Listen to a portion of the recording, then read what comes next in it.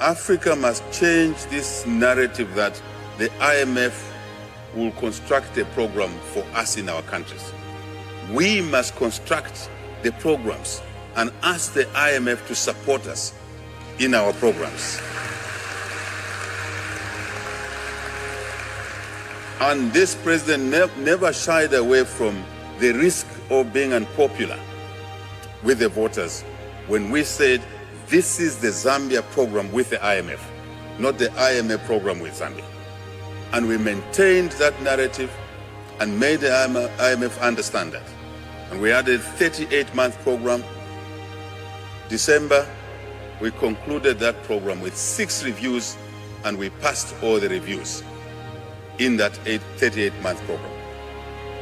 Africa should not continue exporting raw materials as the main business. The mind frame must change. We've been exporting raw materials for centuries. For centuries.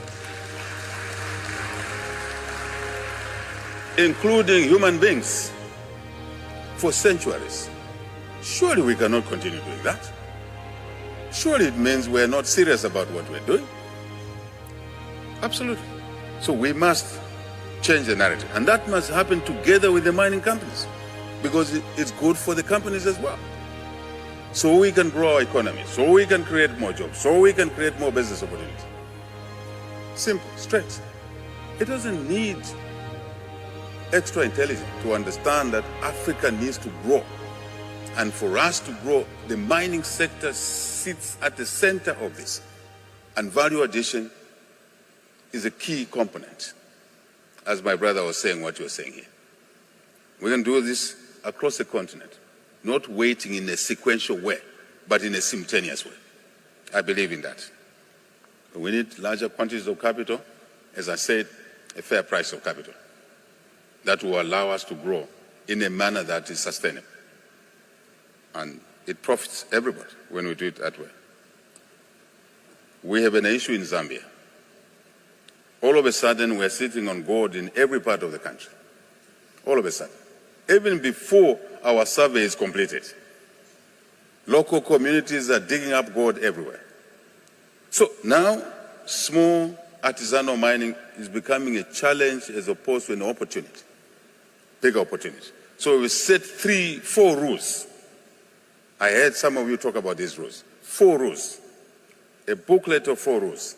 1, there must be legal mining only. We don't want illegal mining. Simple, straight. 2, we must mine safely. At the beginning, we observed a minute of silence, Mr. Chairman. Over what? Loss of lives. Minister Mantashe talked about the improvements in the sector here, loss of lives. We are losing lives. Young guys are going and creating rat holes down there, and they die. We cannot accept that. Part of the safety we're talking about is polluting the environment. Rivers, cleaning gold with mercury. It cannot be right. That should not be allowed. 3, we want to see formal and structured trading. Simple. Fair pricing, but also the resources coming into the economy. Rather than one country reporting gold imports from Zambia of $1 billion, but Zambia is only reporting $60 million. One doesn't have to be a rocket scientist to know what's going on there. So we need to bring this value in the economies. And that's why our economy is actually undervalued, partially. They're much bigger than what they're being reported. Again, my brother, that's an area you need to work on. African Development Bank, others, we need to work together on that issue. There are consequences of being described small economies when you're actually much larger because of these informalities. And lastly, security. We in Zambia are saying we will not allow the mining resources to inject insecurity in our country. Guns, criminality. And we don't want to export insecurity from Zambia to our neighbors and then to the continent. It leads to ugly things. So I thought that these 4 rules must be spelled out here. Legal mining, 1, 2, safe mining, 3, formalities and structured trade in it. 4, insecurity must not be tolerated. We don't want rivers of blood.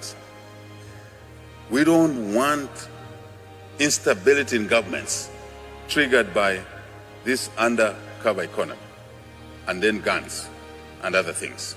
So I think it's important to indicate those issues. And as I stand down, really, we're focusing on driving green mining, no question about it, environmental protection. But Minister Mantashe, we want to build the regional value chains, not just look at Zambia's endowments and what we can do with other people, but what can we do with ourselves and the countries of SADC and the countries of East African Community, ECOWAS, and the continent as a whole. I think it's a clever thing to do. It's actually mutually beneficial. So it's very important that we indicate that issue. The issues, the corridors we've talked about, Lobito, Tazara for us, yes, we must not just move things. What are we moving? These are economic corridors. What are we moving? What form? What can we do locally?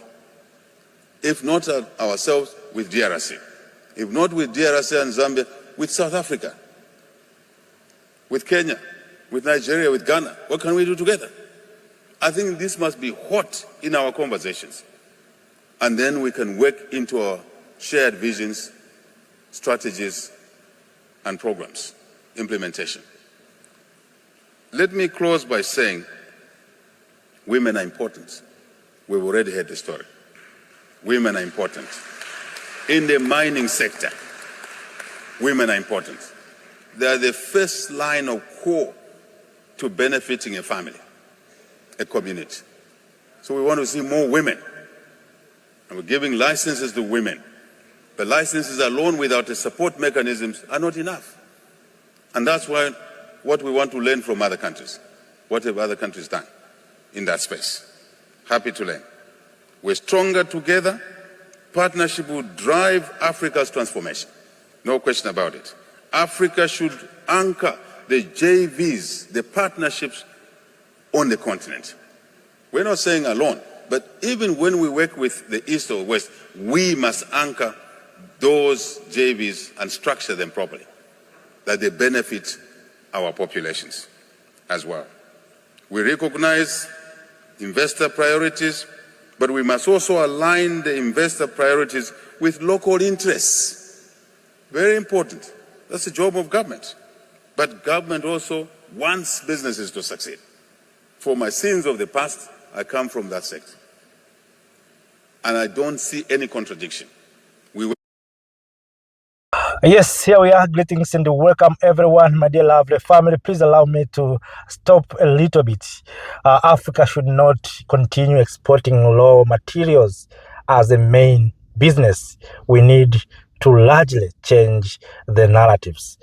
Those are words of President Hakainde Hichilema, the president of Zambia, speaking at Indaba. One thing that shocked me is that even the president of African countries understood very well that we are exporting raw minerals as a main business. At the same time, we are exporting our people. So those people who expected to invest in industrialization, in value addition, are also exported. This is a shame thing that we Africans, we export almost everything. Even ourselves, we are being exported. So who will build Africa? Who will change this continent? If those who are intelligent are also being exported. Our resources are also being exported. Our animals, wild animals, are being exported. So who will build this continent? This must come to an end. When you see military leaders such as Traoré and his friend saying we are no longer going to allow our minerals to be processed out and being exported into raw forms, these politicians came out and said that is not democracy. It's not okay. But the same politicians, the same democratic leaders are speaking the same thing. We Africans, we enjoy speaking instead of taking actions. While Traoré and Goita and other military leaders taking the same action, what President Hakainde Hichilema is saying is what Traoré is doing. stopped export of raw gold. But the same leaders are betraying them. African Union expelling them. And in this session of 39th, Traoré will not be attended. Goita will not be there. Chiani will not attend. Why? Because they are undemocratically elected. Which democrats African Union and these African leaders want? We, the people of Africa, we want changes. We want leaders who can protect our resources, can protect our people.